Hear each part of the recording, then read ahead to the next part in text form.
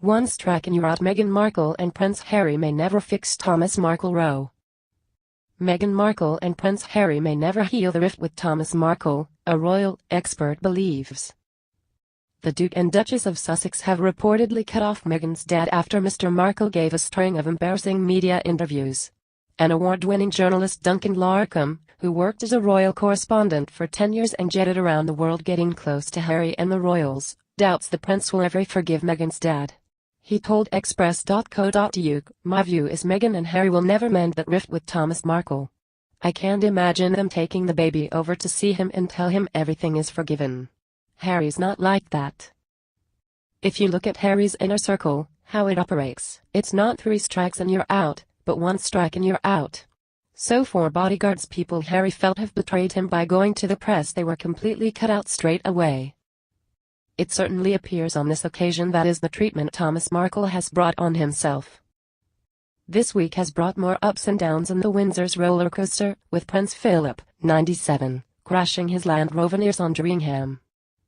Meghan's announcement she will be giving birth in April was quickly followed by the news she has rejected the Linda Wing, the private maternity ward where the Duchess of Cambridge had all 3 of her children.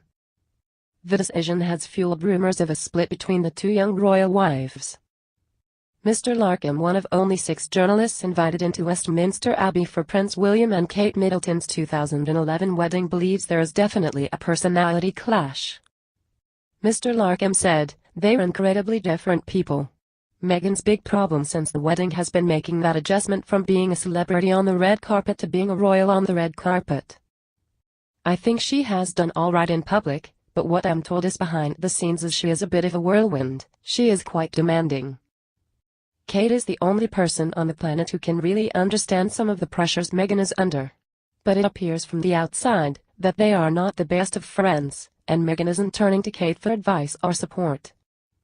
An example of that is Meghan appears to have ruled out the Linda Wing for the baby.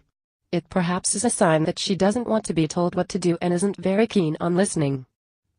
The resignation of Meghan's chief bodyguard, the 4th high-profile walkout from Meghan's Kensington Place entourage this week, simply added to the impression that Meghan can be difficult to deal with.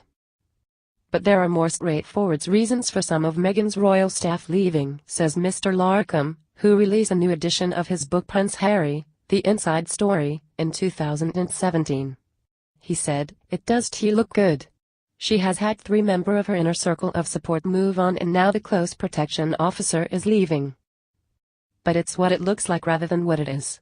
My understanding is 2 of the members of staff were only on temporary contracts anyway. So after the wedding it was quite natural they would move on, or have the option of moving on. I can't say the same, because I simply don't know about the 3rd member of staff. That does seem a little bit odd. But we'll probably never know why she chose to move on." He also sketched rumors of a split between William and Harry, with press speculation a younger brother in Meghan's imminent move to Frogmore Cottage on the Windsor estate was the result of their wives' supposed differences.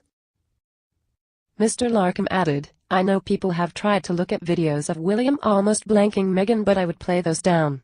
The reason Harry and Meghan are moving to Windsor is purely because they are trapped in Kensington Palace." As a journalist, he began covering the royal family when Harry was on his infamous gap year in 2004, covering his work across the globe.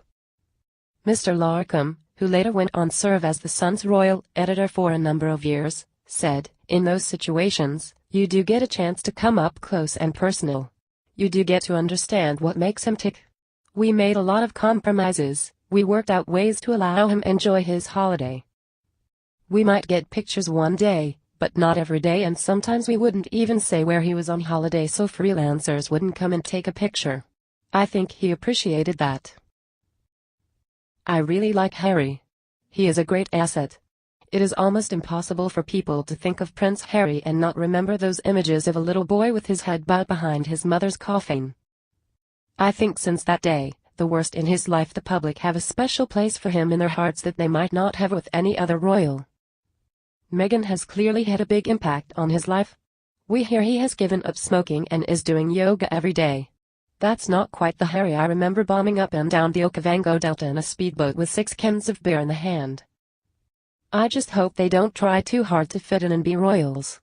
Because what is special about them, they do things their own way and the public love them for it. What do you think? Share your thoughts in the comment section below and don't forget to subscribe to get instant news update.